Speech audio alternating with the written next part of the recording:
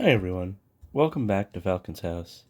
Today I want to talk about the value of the new Fated Summons. So I've been trying to figure out the pace of getting qualifying summons, and I feel like it is probably over 100 but under 200 summons for free to play, assuming that they play daily and are able to complete most events and have already completed all of the seasons that exist, so they don't have additional tokens to pull from there. If you have those, you could potentially have more, or maybe you can't finish things and you have less. But overall, yeah, I think it breaks down like this: you get two costume chamber or tavern pulls every quarter, or both actually, so four. Then you usually get one extra key, basically per time as well, for costume chamber. You get three challenge summons per challenge event if you farm the rare two per month. And since they keep adding challenge events, will be more and more. You get two from Tavern Brawl. Well, actually, I already said that. Never mind. And 10 summons from the new season of normal, and 18 from the new season of hard. So that ends up being 84 pulls. And then you get some number of epic hero tokens. You'll get some gems that maybe go to pulls. And that should push you over 100, but probably not to 200. So you're going to get some, but right.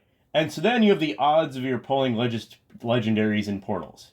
So you have legendaries that are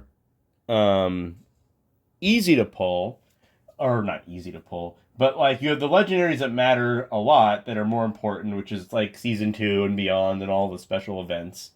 And those are about 2.7 to 2.9% odds for non-classic heroes. And then it's about 3.6 or 3.8 total if you include classic heroes. And classic heroes may be more useful now with the superior talents and second costumes and all that. But I'm going to round to 3 summons to account for lower than average luck and the value of classic heroes. And so then that'll get you 1 Fated summon, taking them from a total of 3 legendaries per year to 4 legendaries per year from summons, not including Hero Academy 10 and not including TC 20 as methods of getting additional legendaries or doing soul exchange to swap things. If you move up to cheap to play, if you just do Path of Valor, you get 120 summons per year, which is 3 heroes and now additional Fated summon, so double free to play. Adding VIP on top of this makes it so that you get an additional, and if you combine the gems from Path of Valor and VIP, you get another Fated summon, so that would give you another 4. So you basically can get 12 summons of legendaries per year for $180, which is 3 times as many as free to play. That really puts them at a massive advantage because you're basically getting a lot more heroes and a lot better heroes, and you're still going to be pulling epics and rares out of things for challenge events and whatever. I feel like this is, but I feel like paying Path of Valor and VIP makes sense now for $15 a month to get a steady number of heroes, and it's like a sustainable amount where you're going to have enough materials to max enough of them that it matters, and you're going to get some extra for soul exchange and things like that as well. If you move up into buying summons on the cheapest deals, it's probably around $1.25 now, and it'll eventually be $1.50.